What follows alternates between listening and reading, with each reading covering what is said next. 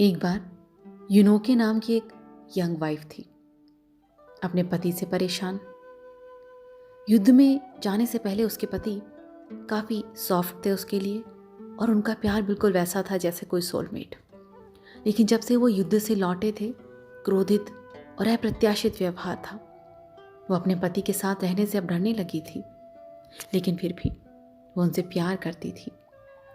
गांव में जब भी कोई बीमारी होती या फिर कोई समस्या आती, लोग भागकर पहाड़ों में रहने वाले एक सन्यासी के पास जाते और सन्यासी उन्हें रास्ता दिखाते।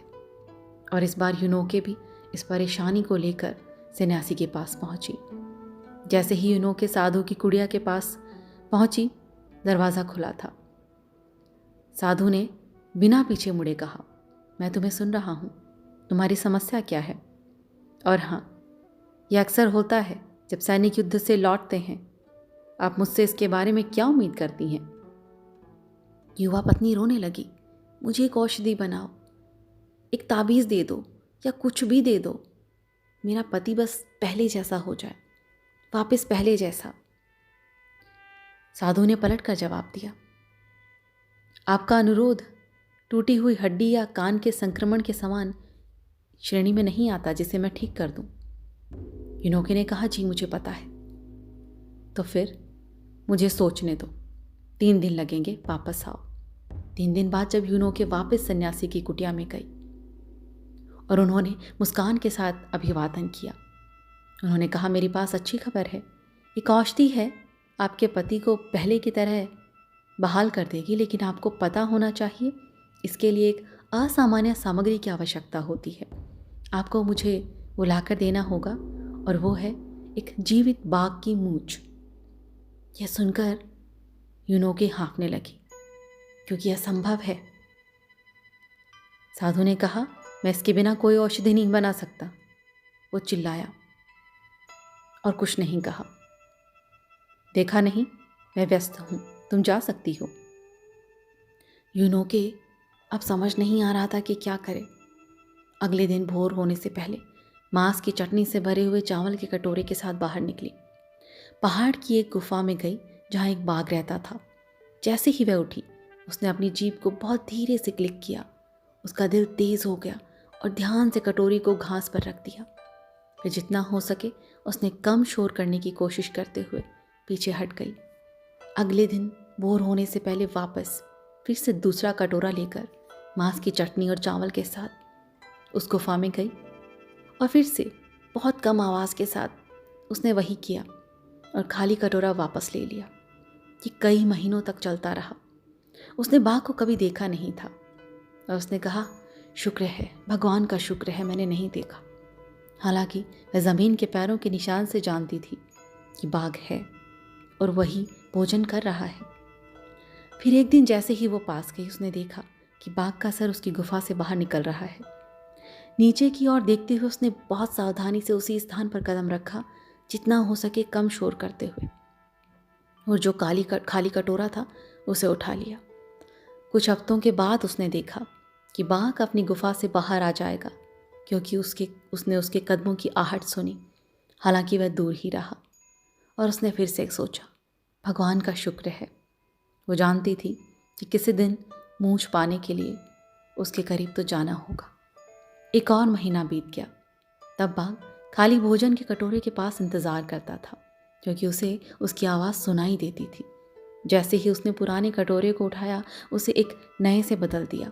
वह उसकी गंध को सूंघ सकती थी, क्योंकि वह निश्चित रूप से उसकी गंध ले सकती थी।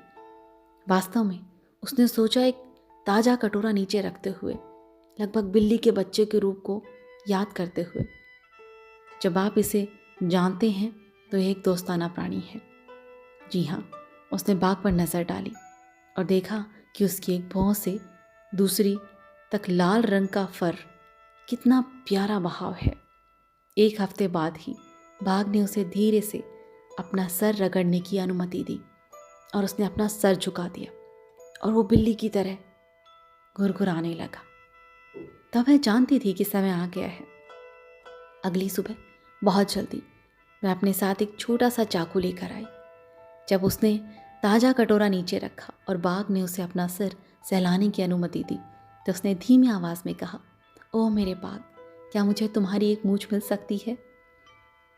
एक हाथ से बाघ को सहलाते हुए उसने एक मूंछ को उसके आधार पर पकड़ रखा था और दूसरे हाथ से एक झटके में उसने मुंह को उखाड़ लिया। वह खड़ी रही, धीरे से अपना धन्यवाद बोलती हुई, और आखिरकार चली गई। अगली सुबह अंतहीन लग रही थी। अंत में उसका पति चावल के खेतों के लिए निकल गया और वो उस कीमती मूंछ को लेकर मुट्ठी में पकड़कर साधु की कुटिया की ओर दौड़ी। अंदर जाते ही चिल्लाई, मेरे पास है, मैंने बाघ की मूंछ ले ली। साधु ने कहा, क्या सच में एक जीवित बाघ से? जी हाँ, बिल्कुल। साधु ने रुचि रखते हुए कहा, मुझे बताओ, तुमने ये कैसे किया? यूनोकी ने सन्यासी को बताया कि कैसे पिछले 6 महीनों से उसने जीव का विश्वास अर्जित किया था और आखिरकार उसने उसे अपनी एक मूंछ काटने की अनुमति दी। गर्व के साथ उसने वो उन्हें सौंप दी। साधु ने इसकी जांच की, खुद को संतुष्ट किया कि यह वास्तव में एक जीवित बाघ की मूंछ थी। फिर उसे आग में झोंक दिया, जहां यह एक पल में जल गया। युवके रोने लगी कि ये क्या कर डाला आपने? साधु ने कहा कि ठीक है, तुम्हें अब इसकी जरूरत नहीं। मुझे बताओ, क्या एक आदमी बाघ से ज्यादा शातिर है? अगर एक खतरनाक जंगली जानवर आपके प्यार और धैर्य और देखभाल का जवाब देगा, तो क्या आपको लगता है कि एक आदमी क्या कर सकता है? युवके अवाक रह गई और फिर मुड़ी और पगडंडी पर कदम रखा। अपने मन में बाघ और अपने पति की छवियों को आगे पीछे घुमाती रही। वो जानती थी कि अब वो क्या कर सकती है। आप देखते हैं, अपने जीवन में देखते हैं, कई बार समस्याएं बहुत इम्पॉसिबल सी लगती हैं। कई बार प्रॉब्लम्स इस दुनिया से भी बड़ी लगती हैं और कई बार रिश्ते असंभव से लगते हैं। रिश्तों को और अपनी लाइफ की प्रॉब्लम्स को वैसे ही सॉल्व करो जैसे यूनोके ने टाइगर के साथ किया। With love, with care, with patience.